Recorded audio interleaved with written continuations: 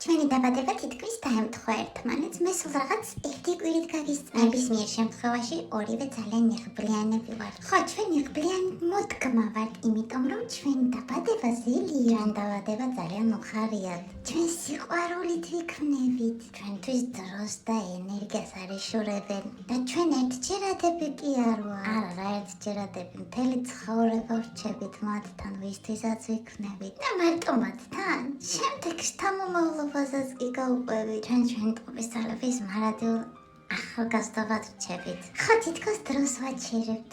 და მისთვის იმ ადამიანსაც სულ სხვა ემოციას ვცენთ, ვინც ჩვენი თავი მათ უსახსოვრა. უკვე რამდენი ვართ, არა მართლა მთელი მოდგმა ვართ, მსოფლიოს უამრავ ქვეყანაში ვართ.